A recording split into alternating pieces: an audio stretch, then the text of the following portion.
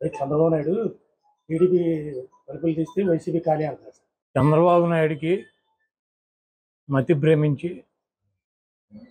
మా పార్టీలో జరుగుతున్నటువంటి సీట్ల మార్పులు చేర్పుల గురించి, అదేవిధంగా కదలరా అని చెప్పి ఈయన కదిలి వెళుతూ వాళ్ళ దగ్గరికి ఉపన్యాసాల్లో అక్కడ ఉన్నటువంటి శాసనసభ్యుల్ని, మా మంత్రుల్ని, మా ముఖ్యమంత్రిని ఆయనకి నోటికి ఇష్టం వచ్చినట్టు ఇట్టే కార్యక్రమం పెట్టుకున్నాడు. ప్రజలకు ఏం చేస్తానన్నది చెప్పట్లేదు.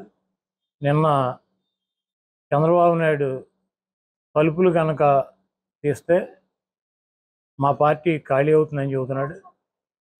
చంద్రబాబు నాయుడు కొంప గోడు తలుపులు అన్నీ కూడా 2019లో ఈ రాష్ట్ర ప్రజలు పీకి ఆయన్ని హైదరాబాద్ పార్సిల్ చేశారు. చంద్రబాబు నాయుడు వయసు వచ్చింది కానీ బుద్ధి రాల. జగన్మోహన్ రెడ్డి గారు అధికారంలో ఉండి ఈరోజు 58 మంది అభ్యర్థులను మార్చాడు. ఇంకో 10 మందో 12 మందో 15 మందో ఈ 1-2 రోజుల్లో కూడా మార్చి 175 మంది శాసనసభ్యులు, 25 మంది ఎంపీలు లిస్టుని అనౌన్స్ చేస్తున్నాడు.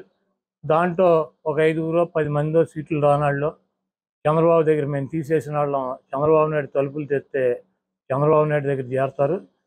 రేపు పవన్ కళ్యాణ్ చంద్రబాబు నాయుడు అలయన్స్లో సీట్లు ఎవరు తీసుకుంటాడు, ఏ సీట్లు ఎవరు తీసుకుంటారు, ఎవరి సీట్లు ఎక్కడ ఏ అభ్యర్థులను ప్రకటిస్తారో చెప్తే చంద్రబాబు నాయుడు కొంపనే, జనసేన కొంపనే ఆ అభ్యర్థులు ఆ పార్టీనే తగలెట్టేటువంటి పరిస్థితి ఉంది.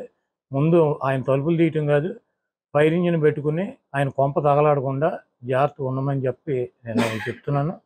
చంద్రబాబు నాయుడు క్రెడిబిలిటీ లేని నాయకుడు. బాబు భరోసా అని చెప్పి రోడ్లు ఎమ్మటి తిప్పుతున్నాడు. 3 సార్లు ముఖ్యమంత్రి అయ్యాడు. 600 వాగ్దానాలు ఇచ్చి ఏ వాగ్దానాన్ని నెరవేర్చినటువంటి చరిత్ర లేనటువంటి, క్రెడిబిలిటీ లేనటువంటి నాయకుడు ఈ రాష్ట్ర ప్రజల దృష్టిలో ఉన్నాడు. జగన్మోహన్ రెడ్డి గారు ఇచ్చినటువంటి మాట కట్టుబడి ఉండేటువంటి వ్యక్తి. జగన్మోహన్ రెడ్డి గారు 5 సంవత్సరాలు ఆయన ఇచ్చినటువంటి మేనిఫెస్టోని అమలు చేశాడు. మళ్ళీ మేము కొత్త మేనిఫెస్టోతో వస్తాము. చంద్రబాబు నాయుడికి దిమ్మ తిరుగుద్ది. చంద్రబాబు నాయుడికి ఈసారి ప్రతిపక్ష హోదా కూడా వచ్చే పరిస్థితి లేదు.